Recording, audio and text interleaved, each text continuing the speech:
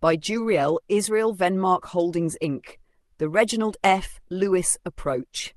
The first black billionaire in the 80s, long before Michael Jordan and Oprah. Venmark Holdings Inc. became more than a business concept to me. It became the structure that held my identity, my ambition, and my future. Every decision I made for Venmark Holdings Inc. came with one question in my mind. What would Reginald F. Lewis do? His life became a compass, a reminder that strategy matters more than speed, ownership matters more than effort, and structure matters more than hustle. Reginald F. Lewis built his empire by understanding something most men never learn. Companies are assets, and assets make money even when you don't. That truth shaped everything I built under Venmark Holdings Inc. If Lewis used acquisitions to change his bloodline, then vending machines, routes, locations, and contracts would become the foundation of the legacy I build for my family and my people. Every time I placed a machine, I felt that Lewis' energy, the confidence he had when he walked into a company he owned. When I installed a Pokemon machine, an exotic Japanese snack machine, a bubble tea system, and I watched the money come in while I wasn't even there, I felt ownership, I felt structure, I felt destiny. Les Brown said, "You don't have to be great to get started, but you have to get started to be great." I started when nobody believed. I started when people laughed at vending. I started when my vision was bigger than my resources. But I started. I didn't just want vending machines. I wanted high-ticket, high-earning machines. Bubble tea machines, pizza vending machines, smart micro-fridges, Dubai chocolate systems, machines earning $1,000 a day. Les Brown said, "Someone's opinion of you does not have to become your reality." People saw snacks. I saw a corporate empire. When Ricky finally stepped into the structure, his whole life elevated from $700 a month to $5,000 to $6,000 to $10,000 a month. That is what happens when knowledge meets structure. Les Brown said, "If you do what is easy, your life will be hard. But if you do what is hard, your life will be easy." I chose the hard route. And now the structure takes care of my family. I wasn't building a vending hustle. I was building sovereignty. I was building structure. I was building an institution. I was building the kind of empire Lewis built. I was living the philosophy Les Brown preached. A man becomes unstoppable the moment he decides he deserves more. Chapter 2. A holding company is the throne above the kingdom. Venmark Holdings Inc. wasn't created to sell snacks. It was created to own the companies that sell snacks, to own the routes, to own the contracts, to own every piece of cash flow attached to every machine. A holding company doesn't refill inventory. A holding company doesn't fix machines. A holding company doesn't drive to locations. A holding company owns the companies that do. Reginald F. Lewis understood this. Les Brown understood this. Now I understand this. Lewis built a system where the parent company collected the wealth. Les Brown said, "Success is never owned. It's rented, and the rent is due every day." My machines pay rent to Venmark Holdings Inc. every single day. A vending LLC might get $10K to $25K in business credit. A holding company can get $50K, $100K, $200K, even more, because banks trust thrones, not hustles. Banks want 4 things: multiple companies, multiple income streams, multiple contracts, multiple assets. Venmark Holdings Inc. has all 4. Les Brown said, "The greatest revenge is massive success. My revenge isn't loud, it's structured. One vending LLC earns $15,000 a month, but Venmark Holdings Inc. can combine 10 companies and access credit at levels regular vendors will never touch." A holding company turns money into more money. It turns routes into assets. It turns machines into employees that never sleep. It turns credit into expansion. Venmark Holdings Inc. is not a vending company. It is a financial weapon. Les Brown said, "You are never too old to set another goal or to dream a new dream." Venmark Holdings Inc. became my dream, turned into architecture. Chapter 3. Les Brown said, "You have greatness within you." And nobody ever told me that growing up. But the fire was already inside me. I started to see vending differently. Machines became soldiers. Routes became territories. Contracts became fortresses. Subsidiaries became branches. And Venmark Holdings Inc. became the throne. Reginald F. Lewis didn't accept small opportunities. He didn't settle for average deals. He didn't operate like the world expected him to. He acquired industries. I didn't want just a machine. I wanted the company that owned the machines. I didn't want one location. I wanted the contracts inside a system. I didn't want vending revenue. I wanted management fees feeding the parent company. Every move I made followed Lewis's blueprint. Every risk was fueled by the fire Les Brown lit in me. Every dollar earned came from a machine working while I slept. Les Brown said, "Shoot for the moon. Even if you miss, you'll land among the stars." I shot for an empire, and I built one. Venmark Holdings Inc. became the home of my ambition, the protector of my assets, the throne that my companies answer to, the multiplier of my income. This isn't the end. This is the beginning. Chapter 4. A holding company is a kingdom. The vending LLCs are the villages. The machines are the workers. The routes are the soldiers. The contracts are the shields. The cash flow is the harvest. And the holding company is the throne. Reginald F. Lewis perfected this structure. He didn't build TLC Group to work. He built it to own. He used the parent company to acquire corporations, negotiate million-dollar loans, protect his assets, build generational structure. Banks funded Lewis because his structure commanded respect. Eric Thomas said, "Everybody wants to be a beast until it's time to do what beasts do." Building a holding company is beast work. Lewis built a team, and I followed that same path. Ricky became a general, my younger brother became a soldier of structure, my overseas suppliers became the pipeline to futuristic vending machines. Lewis said, "This is unacceptable. Anytime something fell below excellence, I adopted the same rule. Old machines? Unacceptable. Low traffic locations? Unacceptable. Cheap snacks? Unacceptable. Lazy thinking? Unacceptable. Mediocrity? Unacceptable." Venmark Holdings Inc. carries Lewis's standard. Chapter 5. Closing deals isn't selling. Closing deals is posture. Lewis walked into billion-dollar meetings like he already owned the company, not because of arrogance, because of structure. Eric Thomas said, "You can't get out of life what you want. You get out of life who you are. Who you are determines the deals you close." When I walk into a meeting, I don't walk in as a vending guy. I walk in as Venmark Holdings Inc. A vendor asks for a chance. A holding company offers opportunity. When I pitch bubble tea machines, I bring projections. Pizza vending, I bring data. Anime Japanese snack machines, I bring stats. AI microfridges, I bring the future. Eric Thomas said, "Execution is worship." Lewis executed. I execute. Venmark Holdings Inc. executes. And that is why the empire expands. Chapter 6. Lewis built a team because he understood the truth. No empire is built alone. He surrounded himself with thinkers, operators, strategists, attorneys, warriors. Venmark Holdings Inc. follows that same model. Ricky watched for months before trusting the blueprint. When he did, his income exploded. My little brother became part of the foundation, loyal, sharp, disciplined. My overseas suppliers became the edge, giving me access to AI vending machines, bubble tea machines, pizza units, smart microfridges, high-demand anime systems, locker expansions. Other vendors don't see the wave coming. They're stuck on outdated snack machines and low-traffic spots. Lewis said, "Set the highest standards possible." So I built rules. Lazy execution, unacceptable. Weak locations, unacceptable. Cheap inventory, unacceptable. Fear, unacceptable. Standing still, unacceptable. Eric Thomas said, "When you want to succeed as bad as you want to breathe, then you'll be successful." I breathed this structure. I lived this blueprint. Chapter 7. Most vending operators think small. They think gumball machines, soda machines, snack machines, cheap units in low-traffic break rooms. This is why 95% of vending owners never scale. Reginald F. Lewis never thought small. He never accepted the obvious lane. He searched for the angle nobody else noticed.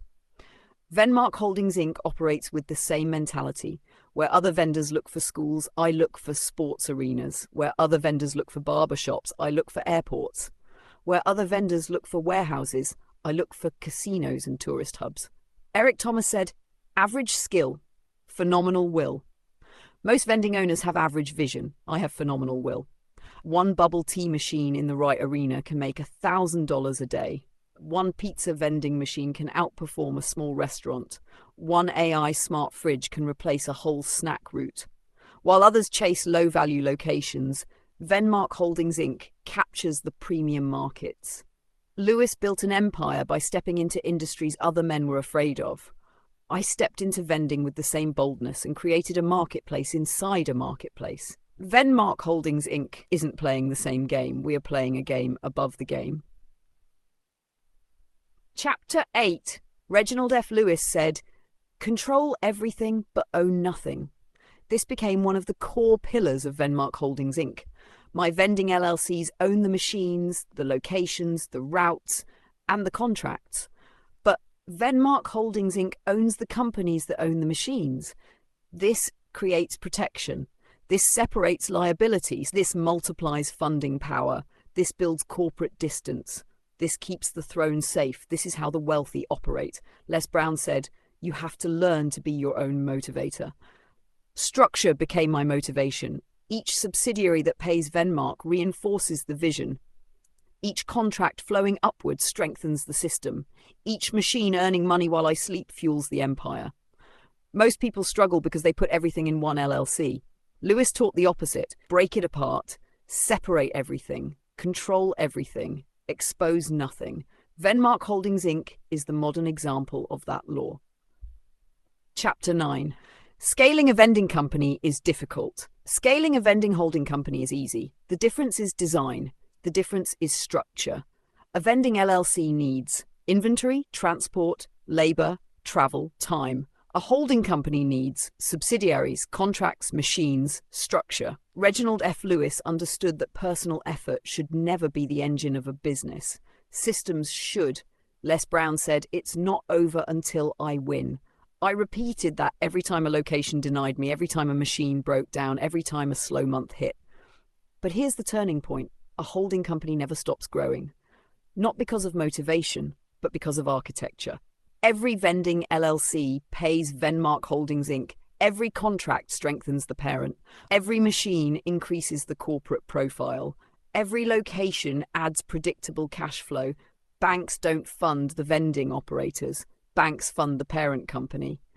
That is the truth most vendors never learn. That is the power of Chapter 9.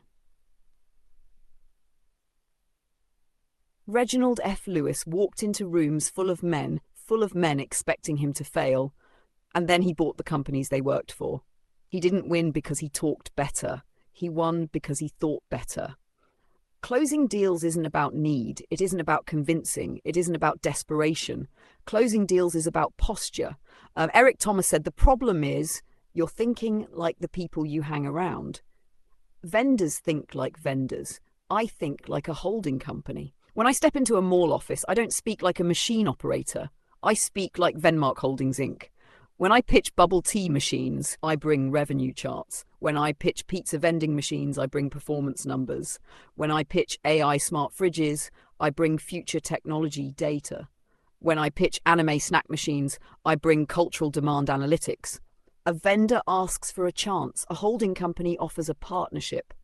Lewis said, "Make them believe you belong in the room." Once they believe that, the deal closes on its own. Chapter 11. The vending industry is changing fast, and most operators don't even see it happening. Traditional vending is dying. Gumball machines, candy machines, old soda units, rusting snack machines, collecting dust. This is the past. Lewis said, "People get left behind because they refuse to evolve." That is the reality today. A new vending era has already begun. AI vending, smart fridges, micro markets, bubble tea robots, pizza vending ovens, cashless systems, Japanese specialty machines, data-driven inventory, automated retail hubs. These machines don't just vend, they think, track, adjust prices, monitor demand, and optimize revenue. Most vending owners are stuck in 2005. They don't see what's coming.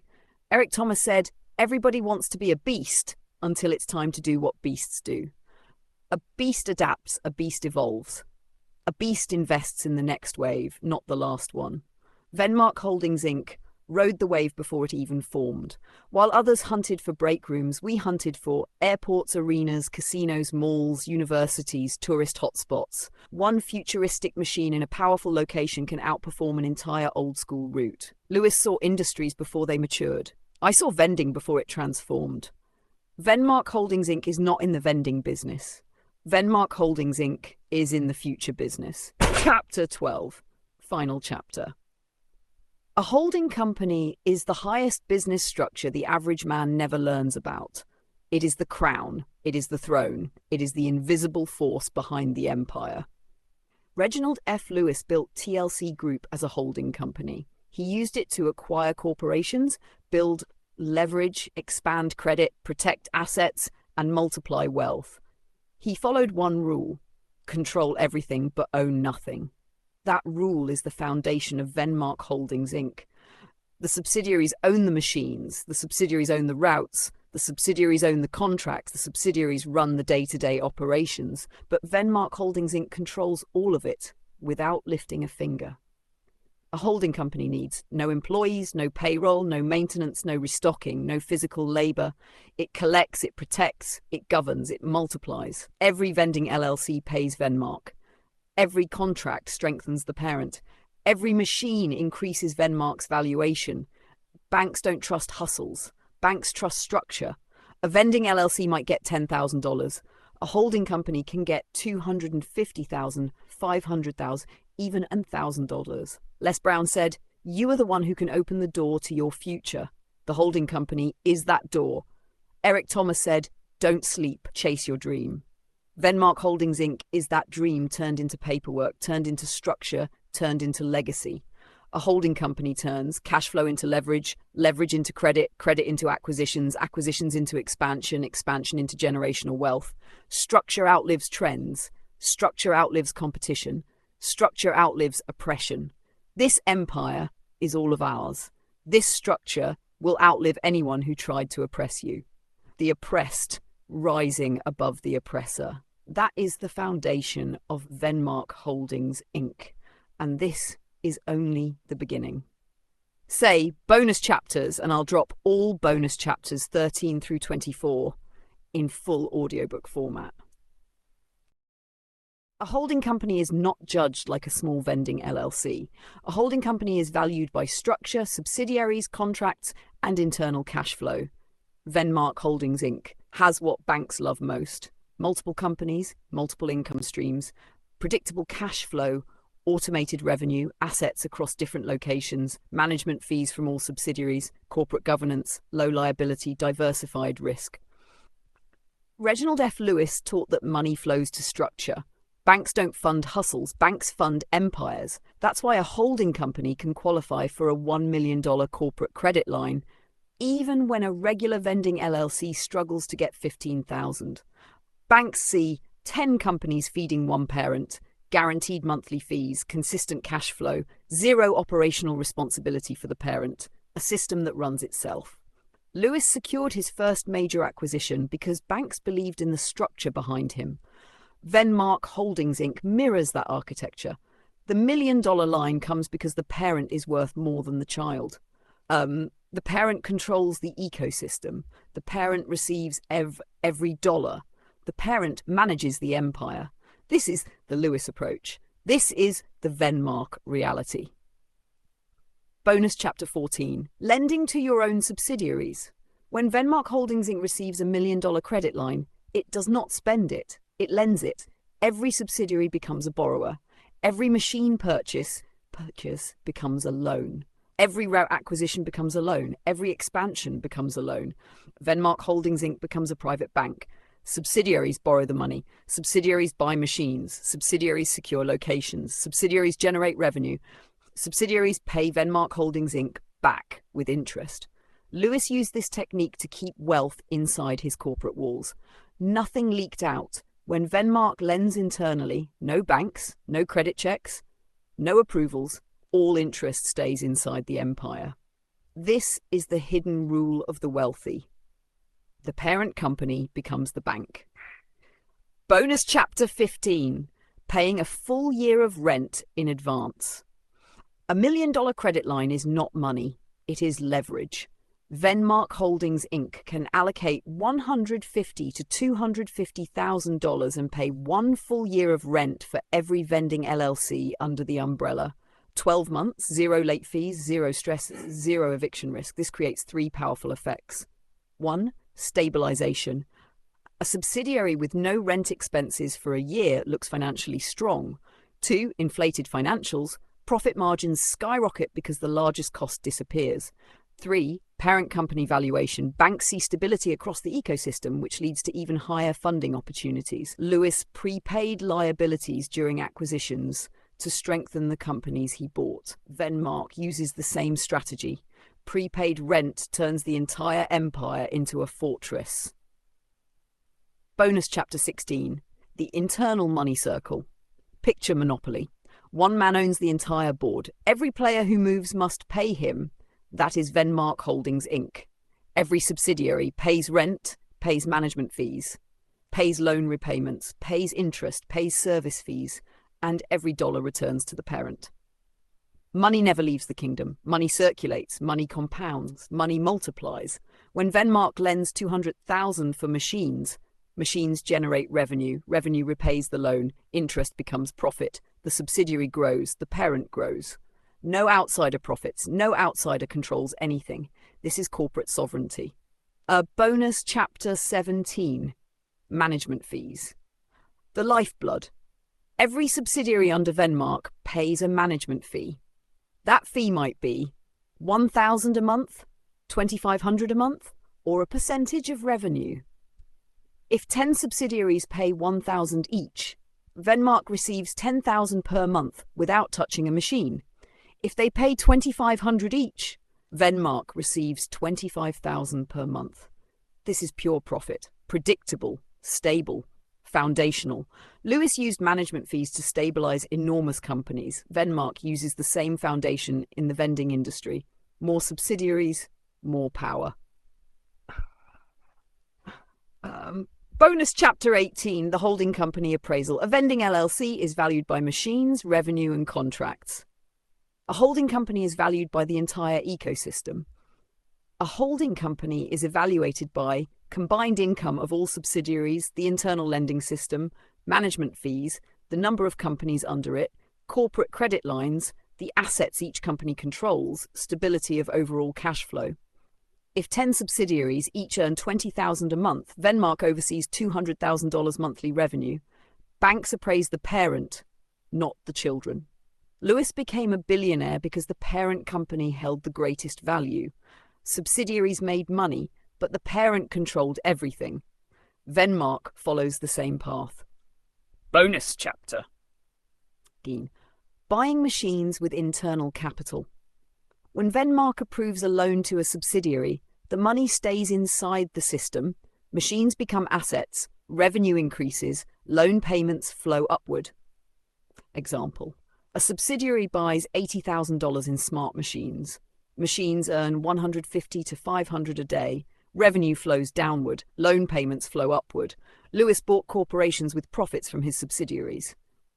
Venmark buys machines with profits from its subsidiaries. This is safe, controlled expansion. This is how empires grow without risk. Bonus Chapter 20. The 360-degree financial loop. Money enters the empire through locations, routes, contracts, machines. Money circulates through management fees, interest payments, loan repayment, reinvestment. Money exits through acquisitions, more machines, more routes, more expansion. Then money returns to the parent and continues moving forever. Lewis engineered this inside TLC Beatrice. Venmark operates the same way. The system becomes financially alive. Bonus Chapter 21.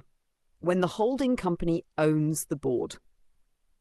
In Monopoly, the winner owns everything. Every corner, every property, every space that generates revenue. Venmark Holdings Inc. becomes that winner. Every route is a property. Every location is a square. Every vending subsidiary is an asset. Every machine is a worker. Every contract is leverage. Nothing moves without paying Venmark. Nothing earns without benefiting the parent. This is dominance. This is sovereignty. This is the Lewis blueprint applied to vending. Bonus chapter 22. Turning the empire into an institution. A holding company eventually becomes larger than a business. It becomes an institution. Institutions attract money, credit, influence, partnerships, respect. Lewis turned TLC Beatrice into an institution. Venmark follows the same pattern. With enough subsidiaries, Venmark becomes a brand, a financial authority, a lending system, a training ground, a generational wealth engine. This is corporate immortality. Bonus chapter 23. Building a dynasty. Each subsidiary strengthens the parent. Each contract adds a crown. Each machine becomes a soldier. Each company becomes a brick in the empire. Lewis expanded through acquisitions. Venmark expands through subsidiaries. The end game, dozens of companies, hundreds of machines, national expansion, multi-million-dollar valuation. This is how dynasties rise. Bonus chapter 24. The empire that circulates forever. When money stays inside the system becomes unbeatable. Venmark lends to subsidiaries. Subsidiaries repay Venmark. Venmark reinvests. Subsidiaries buy more machines. More money rises. More credit expands. More growth follows. This loop never ends. It becomes a self-feeding engine of wealth. Lewis understood this. Les Brown preached consistency. Eric Thomas preached intensity. Venmark embodies all three. This is not a business. This is a kingdom. This is a throne. This is a generational empire. This is ownership at its highest level.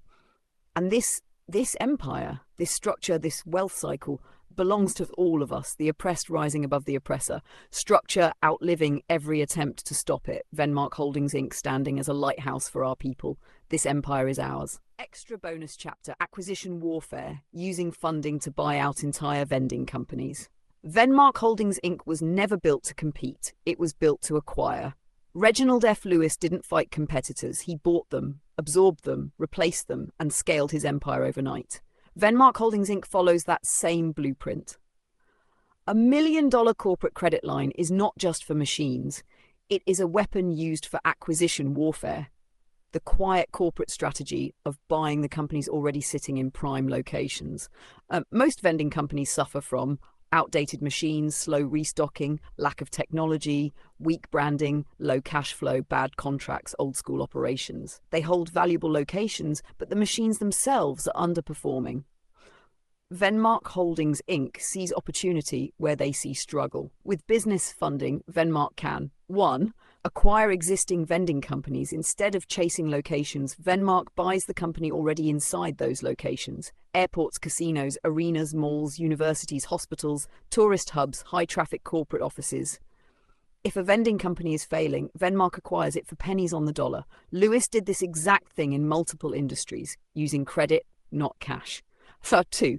Transfer all contracts to Venmark subsidiaries. Once the company is acquired, all routes, all locations, all contracts, all accounts, all revenue shift under new subsidiaries owned by Venmark Holdings Inc. The old company dissolves. The contracts remain. The cash flow stays in-house. This is the Lewis strategy in full power. 3. Replace old machines with premium AI units. Once the takeover is complete, remove outdated snack machines, remove soda dinosaurs, remove low-profit break room boxes. Replace them with AI smart fridges, gourmet pizza vending units, bubble tea vending systems, Japanese and Dubai exotic snack machines, smart micro markets, cashless systems, high-margin automated retail machines. These machines can pull in $500 a day, $500 a day, $2,000 a day in elite locations, while the old machines barely made $40 to $80 a day. 4.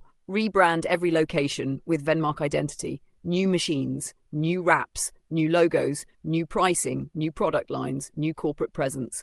Venmark Holdings Inc. becomes the brand customers trust. Hammer 5. Use revenue from acquired locations to pay off the loan. Just like Lewis did, the acquired company's cash flow pays off the acquisition loan. Venmark never pays out of pocket. The cash flow from the takeover pays the debt. This is how wealthy families expand. This is how Lewis built generational power. This is how Venmark becomes unstoppable. 6. Scale through buyouts, not hustling. Most vending operators chase one location at a time. Venmark buys the entire route in one move. That is the difference. A hustler grows machine by machine. An empire grows company by company. 7. Convert every weak competitor into a Venmark asset. The goal is simple. Identify struggling vendors, acquire their contracts, replace their machines, absorb their cash flow, multiply revenue, strengthen every subsidiary, funnel all profits back into the holding company.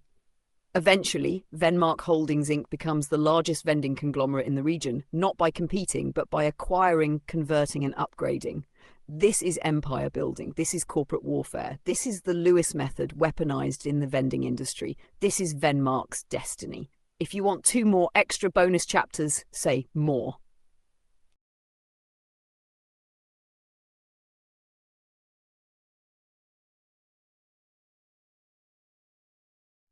Extra bonus, Chapter 26, The Art of the Silent Takeover. Reginald F. Lewis never announced his moves. He studied quietly. He strategized privately. He struck suddenly. Venmark Holdings Inc. follows this identical method. Most vending owners don't see the takeover coming because they don't track their numbers. They don't know their contracts are weak. They don't understand valuation. They don't know their business is failing until it collapses. They don't understand how strong a holding company really is. While they struggle month to month, Venmark watches from above. A silent takeover works like this. Step 1. Identify weak operators in strong locations. They might be in hospitals, airports, colleges, casinos, or malls, government buildings. Weak companies often hold powerful contracts. Powerful contracts with small operators equals takeover targets. Step 2. Analyze their valuation. A vending company making $120,000 a year but losing $40,000 is a perfect acquisition target. They are drowning. Venmark becomes the lifeline. Step 3. Offer debt relief. Acquisition Venmark buys the company by taking on its debt. No huge cash payout, no large buyout check, no heavy expense. Just like Lewis did, buy the company using the company's own cash flow. Step 4. Absorb contracts into a Venmark subsidiary. Once acquired, machines transfer, routes transfer, locations transfer, revenue transfers, accounts transfer. The old company dissolves quietly. The public never even notices the takeover. Step 5. Upgrade everything. Replace old machines, outdated equipment, bad technology. Install AI micro-fridges, bubble tea units, pizza vending systems, gourmet Japanese snack units, smart systems, high-margin products. The revenue explodes. Ha! Step 6. Funnel new cash flow into the holding company. Every takeover increases his monthly management fees, valuation, revenue, loan leverage, credit line capacity. This is how wealthy corporations grow. 1 acquisition becomes 2, 2 become 4, 4 become 8. A vending operator scales slowly. A holding company scales exponentially. This is the silent takeover. This is the Lewis blueprint. This is the Venmark path. Extra bonus, Chap 27. Turning competitors into employees without them knowing.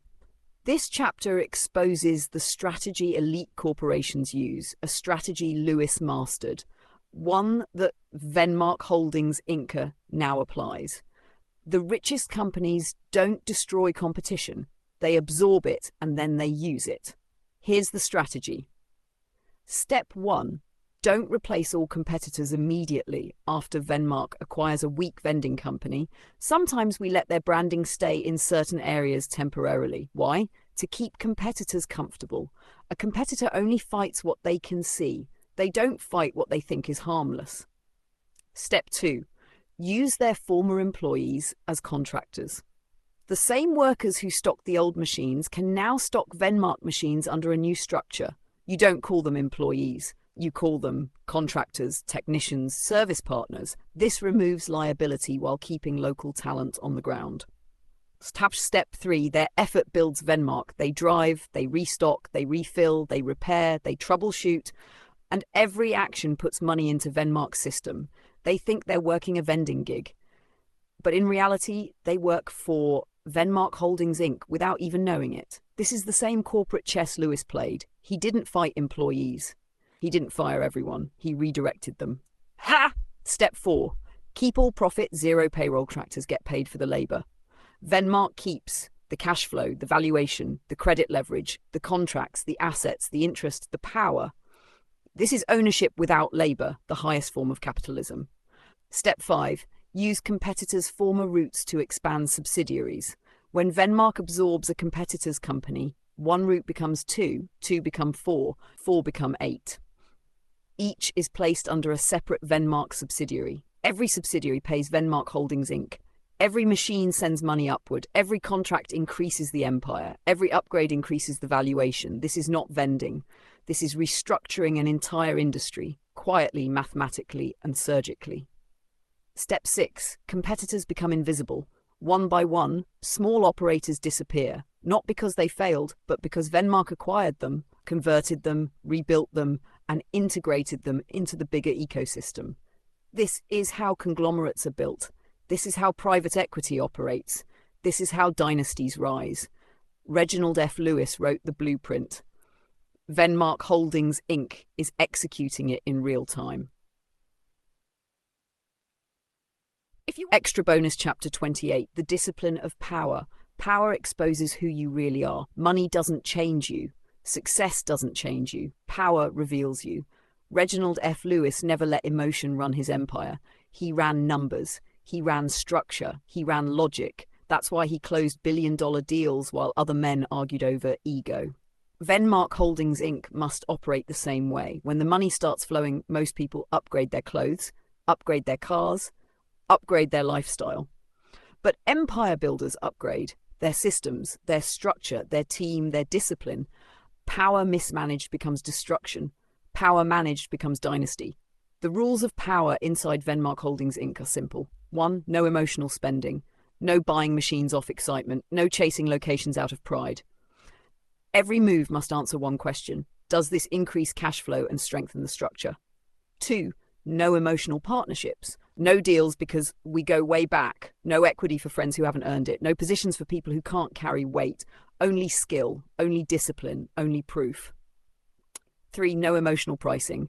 Prices are set by demand on location, product value, margins, not by pity, not by fear, not by greed. 4. No emotional reactions. A lost location is data. A broken machine is information. A slow month is feedback. Nothing is personal. Everything is analysis. Lewis didn't slam doors and lose deals because of pride. He negotiated, paused, recalculated, then returned with a better angle. That's how Venmark must move. Every route analysed, every machine evaluated, every partner vetted, every dollar tracked. Power must always be filtered through strategy, numbers, risk, reward. Not through anger, ego, jealousy, insecurity. A man who reacts emotionally loses leverage. A man who decides logically keeps the throne. The more powerful Venmark Holdings Inc. becomes, the more disciplined it must be. The structure must be colder than emotion. The decisions must be sharper than feelings. The mission must be bigger than moods. That is how you carry power without being destroyed by it. Extra bonus chapter 29. Logic over emotion. The rules of the throne. Emotions are temporary. Decisions are permanent.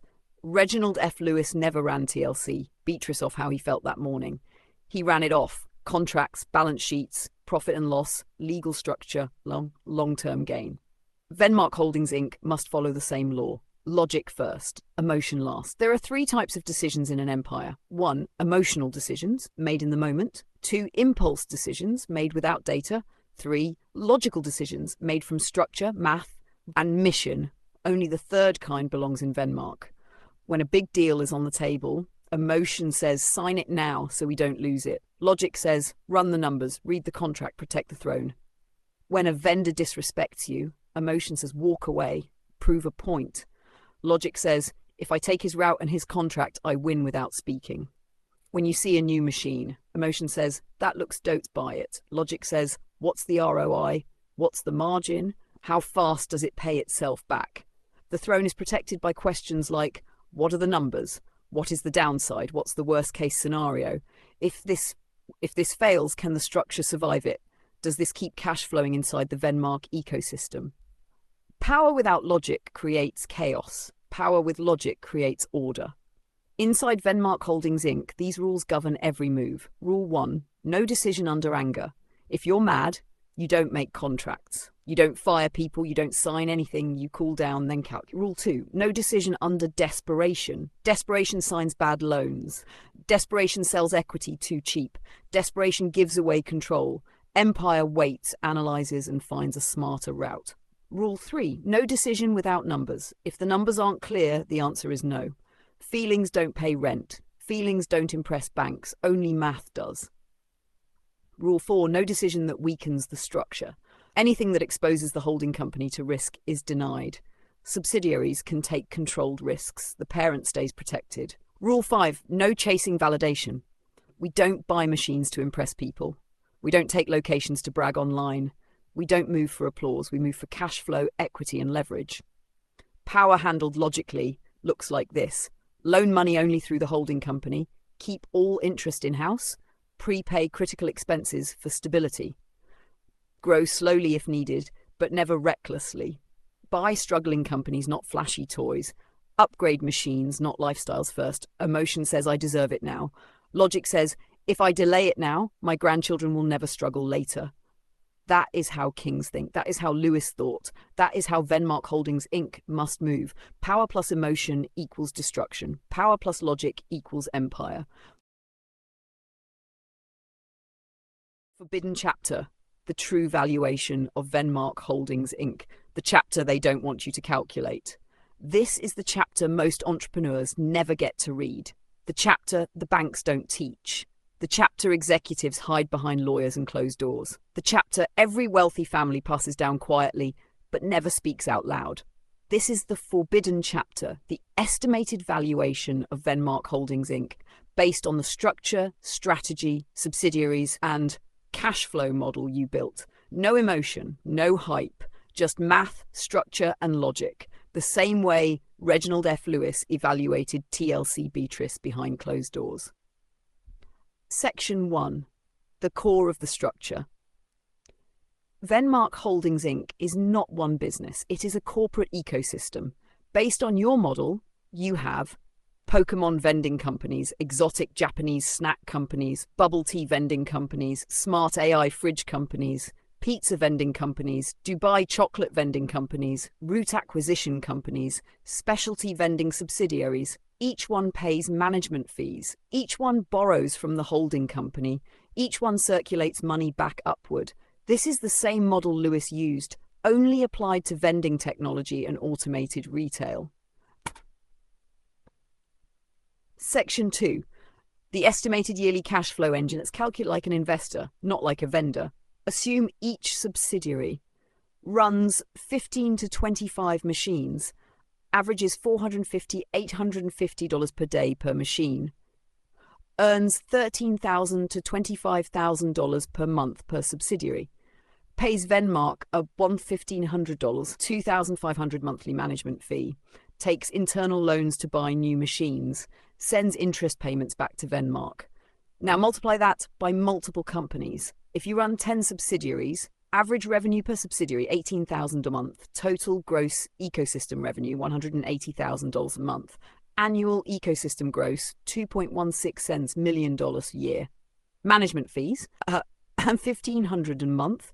Toff's 10 subsidiaries equals $15,000 a month. Annual pure profit management fees, $180,000 a year. Interest payments from internal loans, rough estimate, $8,000, $15,000 a month. Annual interest returned, $96,000 and $80,000 a year. Combined holding company pure profit, $276,000 to $360,000 per year without touching a machine.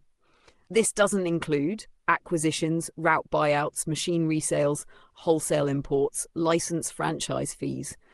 This is just the baseline of the ecosystem. Section 3.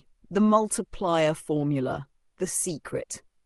A regular vending LLC is valued at 2 times to 3 times annual profit, but a holding company is valued like this: 5 times to 12 times annual EBITDA, depending on number of subsidiaries, stability of revenue, internal lending system, contracts, machines owned, locations controlled, diversification, credit capacity, corporate governance structure.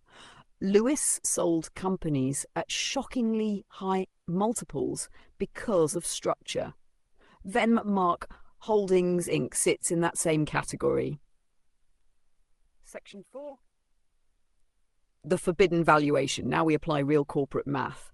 If Venmark Holdings Inc. earns $300,000 per year in pure holding company profit, not counting subsidiary revenue, just parent-level income, then the valuation at different multipliers is 5A's multiple, 1.5 multiple, and 7's multiple, 2.1 million, 10's multiple, 3 million, 12's multiple, $3.6 million. That is today with no nationwide expansion yet. Section 5, what happens after national scale? If Venmark grows to 20 subsidiaries, very realistic, 400 cal to 600k holding company profit, 4 mega to 6 mem dollars ecosystem cash flow. The math becomes 5x multiple, 2 m to 3 embers, 7x multiple, 2.8 mem per 4.10x multiple, 4 is 6 mem, 12x multiple, 4.8 dollars, 7, and that still does not include machine assets, inventory, contracts, internal loans, brand valuation, reseller network, franchise network, app AI technology, international suppliers, route acquisitions. When you add those, the true enterprise value of Venmark Holdings Inc. can realistically reach $10 million to $20 million in valuation within 24 to 36 months without becoming a massive corporation. This is how automated retail scales. This is how holding companies scale. This is how Lewis scaled. Section 6, the destiny phase, the 8-figure arc. If Venmark reaches 30 to 40 subsidiaries, 300 to 500 machines, 500 cam to 900k in pure holding company profit, $8 to $12 ecosystem revenue, the valuation becomes 10x multiple, $5 to $9 million. 12x multiple, $10.8 million. Add brand value and automated retail IP, 12 lem to 18 members. Add machine fleet valuation, $15 million to 22 members. This is the same valuation arc that turned Reginald F. Lewis from a young corporate strategist into a billionaire controlling an international empire. Your structure mirrors his, your strategy mirrors his, your mindset mirrors his, and the math proves the destination is the same. The final truth of the forbidden chapter. A simple vending LLC might be worth $50 true $150,000. A vending holding company with subsidiaries, management fees, internal loans, and nationwide strategy can hit $15 million to $22 million in enterprise value within a few years if the structure is followed with discipline. This is not exaggeration. This is not hype. This is corporate math applied to your model. This is the blueprint they never wanted you to see. This is the valuation the average man never calculates. This is the chapter hidden behind wealth and silence. This is the forbidden chapter.